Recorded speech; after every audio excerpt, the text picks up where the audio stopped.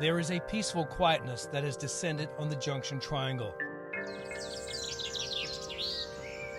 As I visit this West End Toronto neighborhood, now in the process of gentrification, a far cry from when I was there in the spring of 2003, when a little girl had disappeared one afternoon in May from what was then a working-class neighborhood. 10-year-old Holly Jones, who vanished almost 24 hours ago. Holly, described by friends as a beautiful little girl full of life. I'm Austin Delaney, and for 30 years I have covered crime and the court cases that followed for CTV Toronto. She is the subject of a province-wide search, possibly the victim of foul play, possibly lured off the streets near her home. Holly was walking with a friend home from school, but did not make it home herself. Alarm bells were ringing everywhere. Nothing made sense. This was totally out of character. A day later, a massive police search, and for only the second time in Toronto police history, an Amber Alert was issued. The city was turned upside down. Her neighborhood flooded with police. She had simply vanished without a trace. 18 years after her disappearance, I returned to the neighborhood with CP24's crime analyst, Steve Ryan, a former homicide investigator with Toronto Police. We meet at the crime scene near a memorial for Holly, just steps from where she was kidnapped. Steve, when you look at that picture in the parquet, what comes to mind? Utter heartbreak. You look at how beautiful, happy child Holly was, and to know that her life came to such a tragic end, it's just heartbreaking. I would say for not only all the investigators involved, of course, but I mean the family, the community, the city, everybody was affected by this murder. How did it affect you? A lot. I have a tough time even to this day driving past Bloor Street. We have walked a block north of Bloor Street to a parquet where the memorial sits, paying tribute to the great schooler who fell victim to a sexual predator living amongst the hardworking families in this neighborhood. There is a large black and white framed portrait of a grinning Holly, her hair draped over her shoulders. She smiles at the camera, resting her chin on her hand. It is mounted on the fence looking over tattered stuffed animals placed there long ago, a basketball that has seen better days, and wooden butterflies attached to the fence, bearing well wishes from her neighbors and friends. There are people still today that come to see it, right? And the thing for me is, it's a reminder to all the children to be careful. Next door to the parquet, Joni Thomas recognizes Steve Ryan from long ago. You were one of the detectives that interviewed us all, weren't you? I was. She is sitting on her porch recalling that it was then Detective Ryan who knocked on her door nearly 2 decades ago. Now, you were somebody who I interviewed 18 years ago with regards to this investigation. Can you believe it's been 18 years since Holly died? I cannot. Yeah. Can you describe for me how you felt, first off, talking with me, a detective, about a case like this, and just how the neighborhood felt in general? We were terrified because, you know, we didn't know what was really going on. We knew there was a little girl missing, but never knew the extent of it. Yeah. And what happened when the details started to come out with regards to... It was scary. It was really scary. I'm raised in this neighborhood. I've been here 54 years. So for something like that to happen, it was like... It was incredible. It was sad. Like, we cried our tears. My son knew her because they went to the same school at St. Luigi together.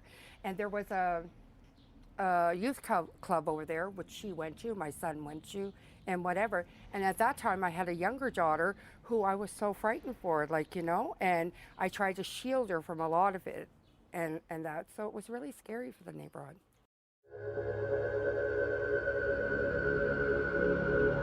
Back then, police had descended on the neighborhood, grasping at straws, looking for any kind of clue that would bring Holly's safe return.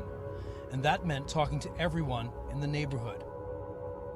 So Joni remembers you from you coming out and questioning. What were you asking?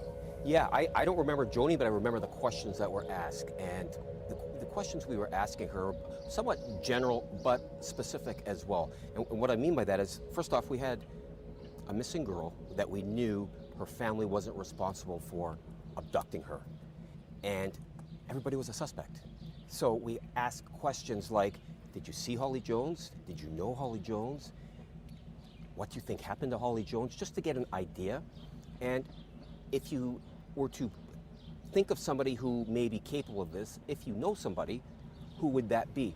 And that may be a shot in the dark, but it's a start, because when you have a case where you've got nothing, when somebody just vanishes, you need to start with something. So we were just trying to get any names we could possibly get, and that was one of the questions we asked. Who do you think could have done that? And had they said Ronald McDonald, you've got to go clear that person, because every name that comes up, you have to clear. Did Briere's name come up? No, Michael Briere's name never came up. Why do you think that is? He was new to the neighborhood, perhaps. He was a loner, kept to himself, so there was no need for anybody in this neighborhood to know who he was. He had no kids, so there would be no relationship with other parents. So he was unknown when this investigation started. Michael Briere lived on Bloor Street West in an apartment, in a semi-detached rental unit that had seen better days. It is just around the corner from where Holly was taken, seemingly without any witnesses.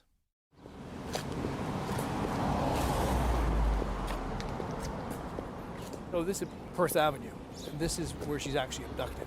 This is where she was abducted. You know, I often wondered, as many hours as I spent on the street, these light poles or these trees were able to talk and tell us, you know, exactly what happened those last few minutes of her life. But this is a street that she was abducted on. She was walking south on the street, as we're doing right now, from her girlfriend's place. She spent time there after school, said goodbye to her girlfriend, was on her way home. Little did she know that Briere had consumed a lot of alcohol that afternoon, watched child pornography, and had decided that he was going to go act out a long-time fantasy of his, which was to abduct and sexually assault a young girl. And he was going to pick the first girl that he saw. So if it wasn't Holly, it would have been somebody else. And this was the first time Holly had ever gone home from school by herself? Yeah. First day she ever walked home from school by herself. Yeah, first day. And you'd think, busy neighborhood, she just lives down the street. What could go wrong?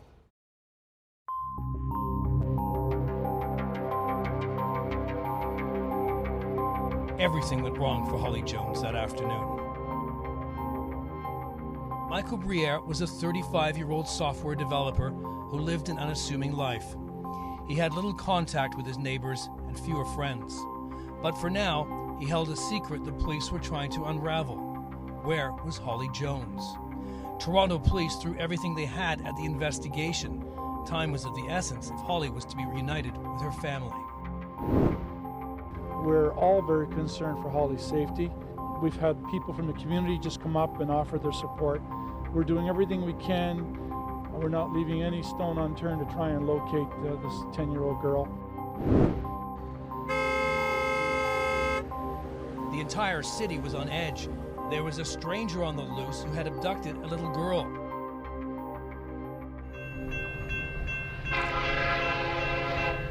Natasha Robinson lived just across the train tracks that sliced through the neighborhood and worried at the time whose child would be next. I remember the panic that everyone around us felt at the time and the fear. I had a child that was the same age as Holly, and in fact they were the same age, so you know, all the parents at Howard Park School, where my son went, were frightened. We were all really scared. The entire city was in lockdown. What we found was that there were more attempted abductions reported. They never were proven to be confirmed, but people were afraid. The kids were kept inside. Kids were telling their parents that cars looked at them suspiciously, people looked at them suspiciously. So parents became guardians, of course, calling in these reported abductions, and everybody in the city became a detective. Everybody had somebody in mind who they thought could have done this, and that's what we were dealing with, which is a good thing in an investigation. As I said before, where you have a needle in a haystack, you need the hay. So it doesn't matter if it's good or bad, it's something to work with, and that's what we found was going on.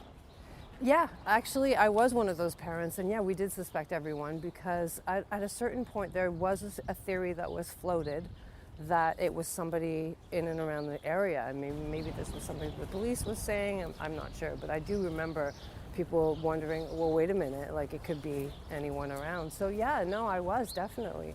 To the point where one day my son didn't come home from school, which he never did, and I ended up calling the police, and 10 cars showed up at my house, and there was the potential that perhaps something had happened to him. 2 hours later, we found him, thank God. He was at a friend's house, but yeah, I mean, it really changed my attitude towards everything. You automatically go to the worst after something like this happens, right? Of course.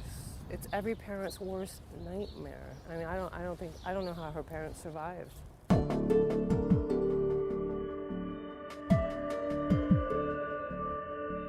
The detectives would later learn from the killer's confession just how random his young victim was. So, Briere, according to Briere's own admission, he came out of his house, he walked north on Perth Avenue here. He saw Holly Jones walking south. He spun around, grabbed her by the back of her neck, and guided her all the way back to his apartment, saying to her, if you scream, I will kill you. She didn't scream. Oddly enough, once this arrest was made and the investigation was continuing to put the pieces together, people actually saw them together. And they thought it was a father or an older brother chastising a young kid, their sister or daughter. And they said that because of the sheer terror that was on her face. And that's what they remembered. I saw her with a guy, and they thought that she was being chastised for something she'd done. Yeah, how sad that is. The seasoned former investigator tells me these are the hardest crimes to solve. This is stranger on stranger. This was one of those cases where most abductions are either familial or they're not abductions. They're mistakes. Sometimes people make them up for certain reasons. Child abductions are so rare. So when we confirmed that this was an actual stranger on stranger abduction, it shocked the investigators. It shocked the city, I would say, because there was no suspect. So everybody was a suspect. You and I were suspects. And I found people would be kind of looking at each other, who is the monster? Because we had no idea who it was.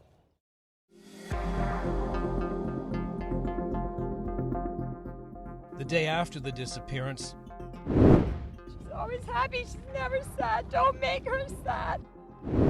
Holly's mother, Maria, made a desperate plea for the safe return of her daughter. The appeal she made, hoping Holly might see her mother on television, to let her daughter know everyone was doing their best to find her. Little did Maria Jones know that day, it was already too late. Holly, honey, our hearts are out to you. Baby, if you can hear me, you know how much we love you. I feel you inside of me, and I'm trying to find you. I'm doing everything. Everybody's working very hard. And whoever has her, I beg you with all my heart, that you keep her and bring her home to her mother and father. You keep her safe, I beg you. She hasn't ever hurted anyone in her life. She's a happy girl. I beg you not to hurt her. Bring her home to us. Ryan says the plea was all for naught. Holly was abducted right under the noses of the entire neighborhood in broad daylight and murdered the same day, shortly after her killer forced the 10-year-old into his apartment. So this is the alleyway here. Yep. It's just by Bloor Street. And what happens here? Well, he still got her by the neck, and he's marching her into this alleyway, which runs just, I guess, east off of Perth here.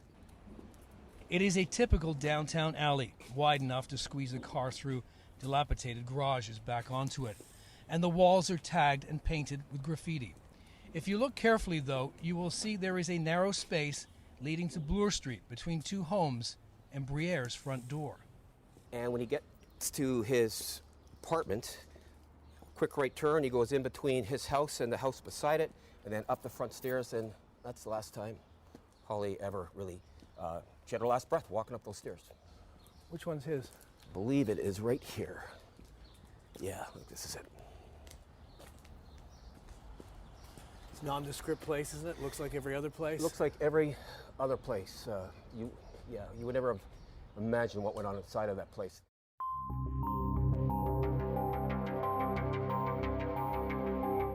Not much time would pass before investigators would be inside that apartment. By then, a crime scene. There was a mirror, a full-length mirror on Brier's, I believe it was on his front door or the wall, one or the other. But when I saw that, my heart sank because I thought to myself, this is the last time that this child saw herself. Her own reflection was in that mirror as she was being led in to be sexually assaulted and murdered. That terror on her face must have just been unbelievable, and the last person she saw before she died was that monster. That's what came to my mind when I saw that mirror on the wall. Did she fight back at this point? She did. She did fight back. At one point, he being Briere, thought that she was dead. He put her in his fridge, and he heard boom, boom, boom, and knocking. It was her fighting to get out. So he took her out, and he strangled her, and then he dismembered her. The very same day Holly's mom pleaded for her daughter's safe return, police would gather the media to make this announcement. I have a sad notification that the search for Holly Jones is now a search for a killer. Body parts in a gym bag had been found along the shoreline of Ward's Island near the Eastern Gap. We take a water taxi across the Toronto Harbour, heading for Ward's Island, retracing the route the former detective took the day those remains were discovered. On this day, the water is choppy as we approach the beach, facing Toronto's majestic skyline across the harbour. On that spot, some of her remains washed up onto the beach, and it was found by a couple who are out for a walk in the morning with their dog. The taxi drops us off at the pier. Thanks so much. Appreciate that. Stay safe, okay? So, this is Ward's Island. This is Ward's Island. It's the first time I have been back here since that night 18 years ago. We walk across the pier and head towards the beach, a stone's throw from where we were dropped off. And it's a nice beach, isn't it? It's a beautiful beach. It's a beautiful beach. It's a beautiful area for me up until that day when her remains washed up here on the. And you can imagine those poor people that came across that bag and opened it up and found body remains inside of that bag. My good God. And that couple that found it, they live on the island, or? Yes. And they were just out for a walk. Just out for a walk. That was it. And like I said, the man that found it was very cooperative, but he had to put up with my I would say 2-hour interrogation of him because we had nothing else. Now I have this man who finds these kids' remains in a bag. So I went at him pretty hard, but obviously he did not do it, and he was never a suspect. But I just threw that out there because we had nothing. We had nothing.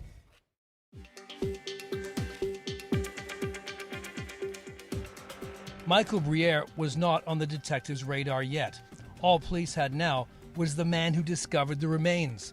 And Ryan says he had to ask some tough questions. And oftentimes with killers, they'll never tell you they did it until you ask them. And that's been proven where people have been asked later on, well, why didn't you say you did it? You never asked me. So you just ask them, did you kill Holly Jones? Did you kill that little girl? If you don't ask, you won't get an answer. So he must have been frightened. Oh, he was frightened, he was pissed, he was all kinds of things, of course.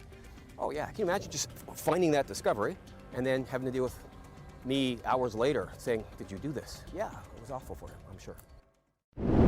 Police divers were back in the water just west of Ontario Place today as the search continued for more remains of Holly Jones. Yesterday, severed body parts were found in the water at this location. These shots from the CFTO news chopper show the divers being pulled underwater on sleds, looking for what's believed to be a bag containing more body parts. The difficulty for the detectives early in this investigation was figuring out how the body parts got to the island. I'm here now and I think back to all of that went on. It's craziness. And at that time, you've got no clue that it's Briere because all you've got is some body parts. That's right. We've got body parts that were washed up here on the island, body parts that were located in the lake by Ontario Place, and that's all we had.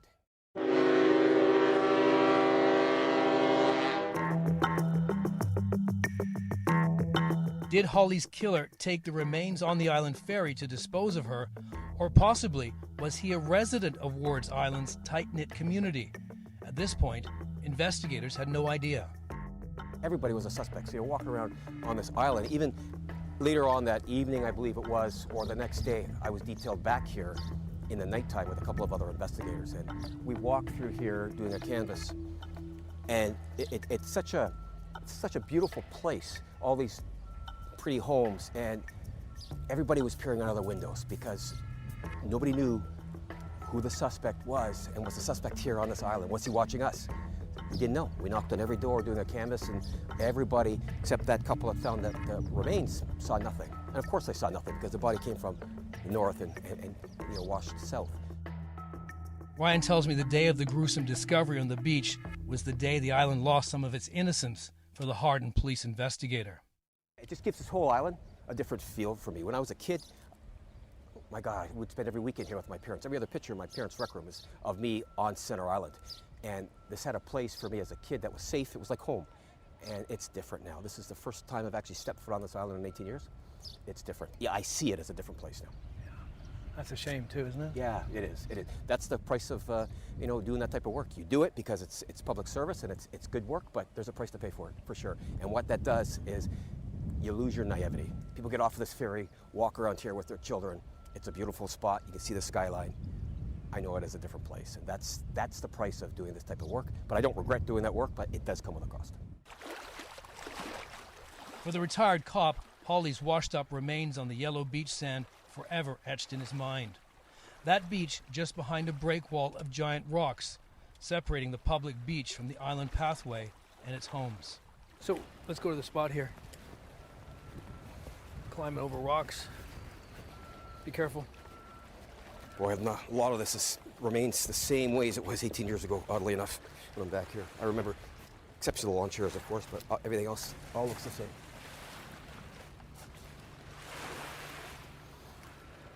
So this is the first time that you guys know for sure that Holly's dead. This is confirmation that she had been killed. But who had killed Holly Jones? And how did her body parts get to Wards Island?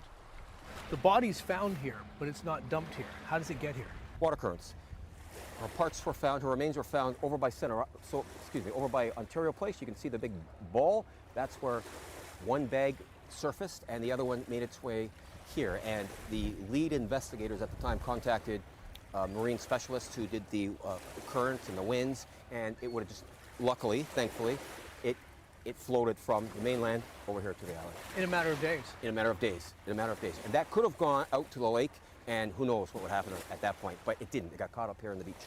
So that's a break for you, because just around the corner is the lake. That's right.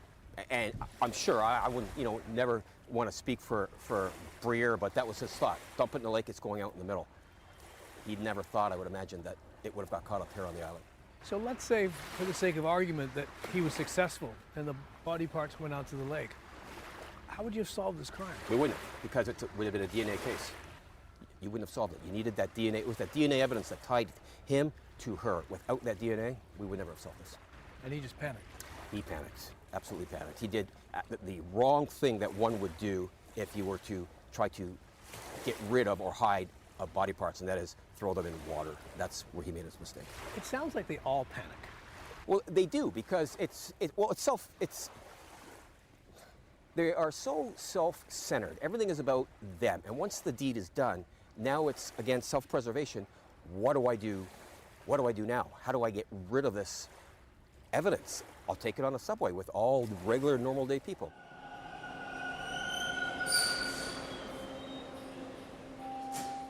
That is exactly what Briere did. He headed to the subway and boarded a train carrying in his hands the evidence police needed to catch Holly's killer. The child's dismembered body parts covered with her killer's calling card, his DNA. The Bloor line runs right past Briere's home. He would take the train that day to Yonge Street and transfer south and get as close to the lake as he could and toss the body parts into the water. So we learned from him that he disposed of some of her body parts onto Wards Island by taking the subway. He took the subway downtown, went over, I believe, to the north side, the land side, and released her parts in the lake, thinking that they were going to float out into the lake, and they wound up washing up onto Ward's Island. The police would later find surveillance video of Briere riding the trains not once, but twice, holding bags. What I saw on the video was Briere sitting in a seat similar to this with two, a bag on the seat, and I knew what was in that bag. Obviously the people in the subway did not know, but there was evidence in that bag. There was evidence coming out of that bag. And I remember thinking to myself as well, the subway was jam-packed with people with different stories of the day. Maybe somebody got a promotion, somebody got a new car, sold their house, bought a new puppy, killed a young girl, and dismembered her body. It's to watch it, to see him going about his everyday, regular routine, and other people going about their routines as well. But the routines are so different. They came from so many different places. Briere, came from hell, the devil. These other people, everyday life, but they had no idea what was on that subway car with them. Please stand clear of the doors. We leave the subway now and go back to Holly's neighborhood to talk about how the investigators narrowed in on her killer, a stranger to the little girl and her family. So let's go down to Bloor Street where the suspect lived. Okay. A stranger's DNA had been found on Holly's remains, but there was no DNA match in the system or a suspect. We are now on Bloor Street, close to where Holly was snatched, close to Briere's home. We're going to go a little bit up the street here. You told me a story that you were here with the homicide detectives talking, and Briere's looking at you. Yeah, we're right here on the corner of Perth and Bloor Street, just on the south side of the street. Briere's house is on the north side, and we later learned, the very first few hours that we put this task force together, that we were standing on this corner, and we learned that Briere was watching us. Why was he watching us? Because some of her remains he had put in the garbage, and it was garbage then. And he was waiting for the garbage truck to come along and get rid of those remains before we found them. So we learned a lot of lessons after that case. And the one thing I would have done had I been in charge of an investigation like this, after learning what we learned, you freeze all the garbage. No garbage gets thrown out, and you basically freeze an entire neighborhood. You may catch some flack for it down the road in court, or you know, you got to be careful of people's rights under the charter, but we can't stand here and watch evidence disappear.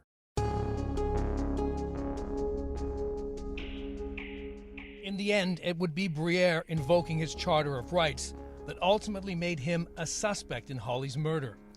Investigators needed a match to the DNA sample left on Holly's remains, but Briere wasn't about to play along. His freedom was at stake. Once we got DNA, we had something to work with. It was a stranger's DNA. Now we need to put a male suspect to that DNA. Controversial idea. We came up with a controversial idea, I should say, which was to go basically in a 6-block neighborhood of where Holly lived and get consent DNA samples from people, only for that case. A quick swab with a Q-tip inside the cheek to clear all the males in that 6-block radius of Holly's home, but no one was obliged to give a sample. Civil liberties people were concerned about what was going on. But the bottom line is we had a little girl that was brutally murdered and sexually assaulted. We had DNA, we didn't have a name. So we had the proverbial needle in a haystack. We just needed to get all that hay that was around the needle. And it was done one by one, asking each man to give up a consent sample of DNA.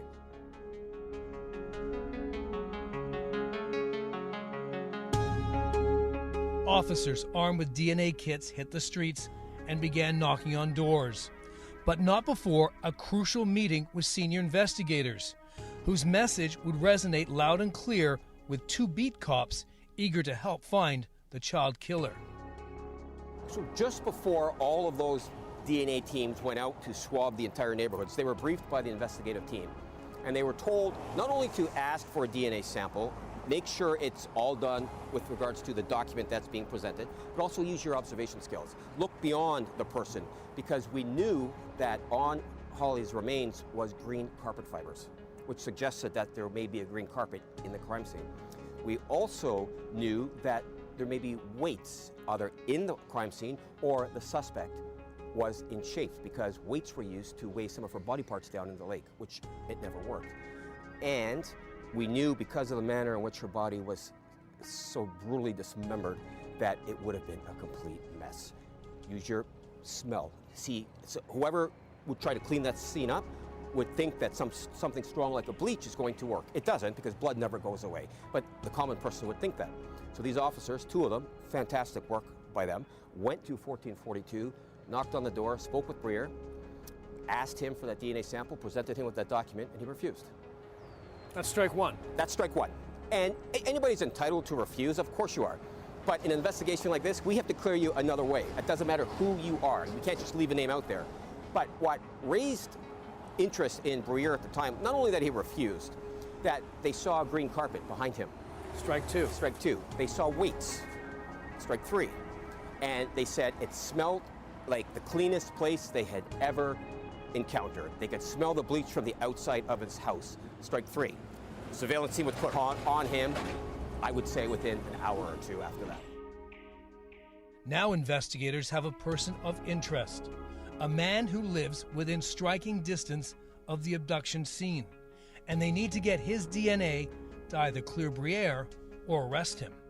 So your surveillance team's got eyes on 1442. They're waiting for him to come out. What happens when he does? That's right. He came out early in the morning. I believe he was on his way to work, and he'd been surveilled around the clock, because if this was the guy, he wasn't getting out of our sight.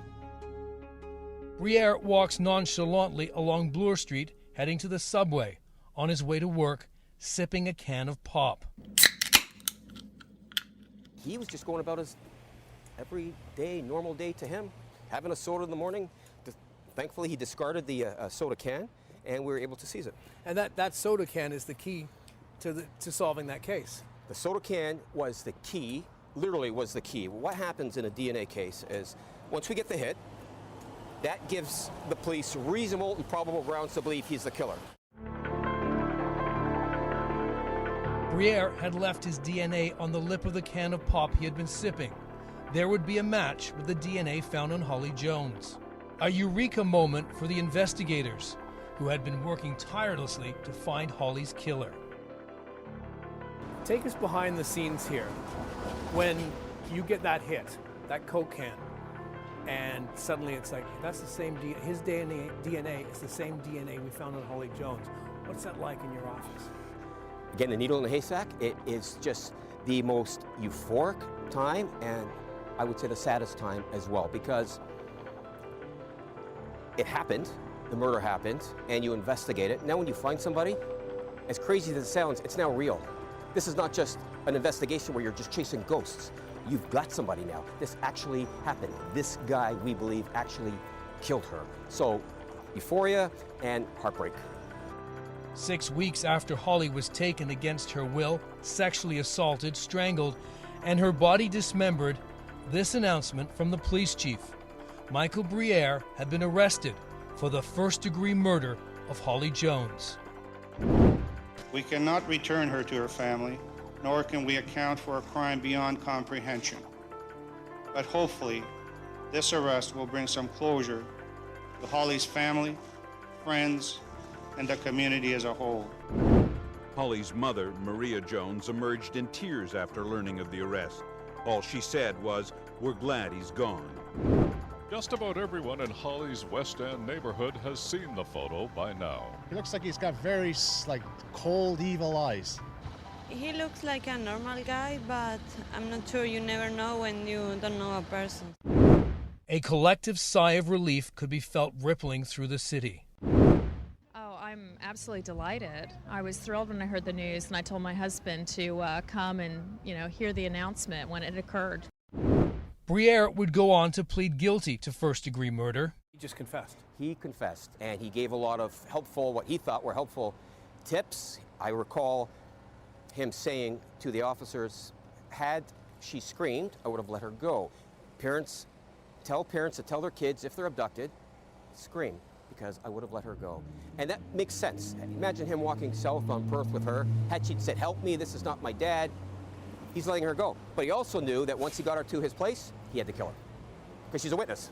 and she lived just across the street. So he knew he was going to kill her? He knew. He knew he was going to kill her.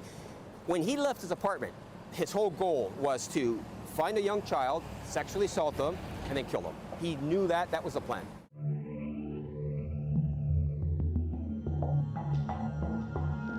He was automatically sentenced to life in prison with no chance of parole for 25 years. But before sentencing, the 35-year-old addressed the court and Holly's broken-hearted family. This is a portion of what Briere read in court today. The crime which I am guilty of is simply the worst kind of crime a person can commit.